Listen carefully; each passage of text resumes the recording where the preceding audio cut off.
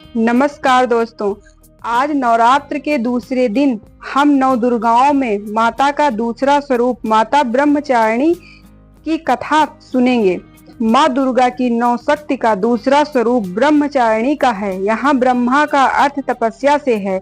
माँ दुर्गा का यह स्वरूप भक्तों और सिद्धों को अनंत फल देने वाला है। इनकी उपासना से तप, त्याग, वैराग्य, सदाचार और संयम की वृद्धि होती है। ब्रह्मचारिणी का तप की चारिणी यानी तप का आचरण करने वाली देवी का यह रूप पूर्ण, ज्योतिर्मय और अत्यंत भव्य है। इस देवी के दाएं हाथ में जप की माला और बाएं हाथ में कमंडल धारण किए हुए हैं।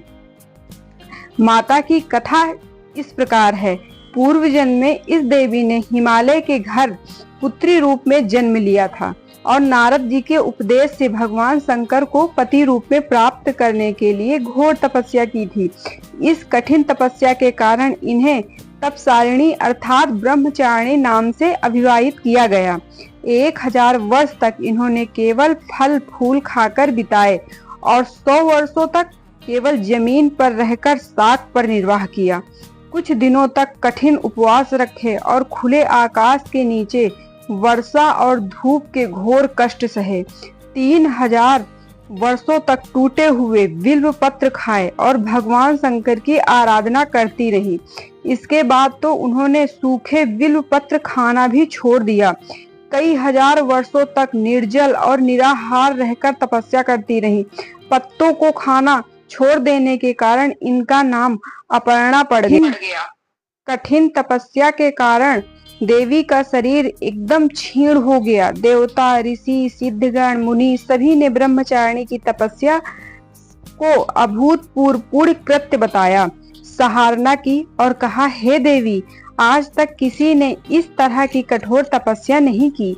यह तुम्ही से ही संभव थी। तुम्हारी मनोकामना परिपूर्ण होगी और भगवान चंद्रमौली शिवजी तुम्हें पति के रूप में प्राप्त होंगे। अब तपस्या छोड़कर घर जाओ, जल्द ही तुम्हारे पिता तुम्हें बुलाने आ रहे हैं। इस देवी की कथा का सार यह है दोस्तों, जीवन के कठिन संघर्षों में भी मन विचलित नहीं होना चाहिए। माँ ब्रह्मचारिणी देवी की कृपा से सर्व सिद्धि प्राप्त होती है। दुर्गा पूजा के दूसरे दिन देवी के इसी रूप की उपासना की जाती है। माता ब्रह्मचारिणी की पूजा पीले रंग के फल फूल आदि का प्रयोग करें।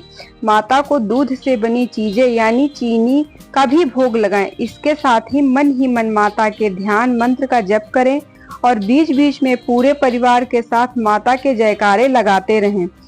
माता को सबसे पहले पंचामृत से स्नान कराएं। इसके बाद रोली, अक्षत, चंदन आदि अर्पित करें। इसके बाद अग्यारी करें और अग्यारी पर लौंग, बतासे आदि चीजें अर्पित करें। माँ ब्रह्मचारिणी की पूजा में पीले फूल का ही प्रयोग करें। माता को सफेद वस्त्र अति प्रिय हैं। दोस्तों, अगर ये कहानी अच्छी लगी हो तो हमारे चैनल को सब्सक्राइब करें और दोस्तों हमारे साथ बने रहें।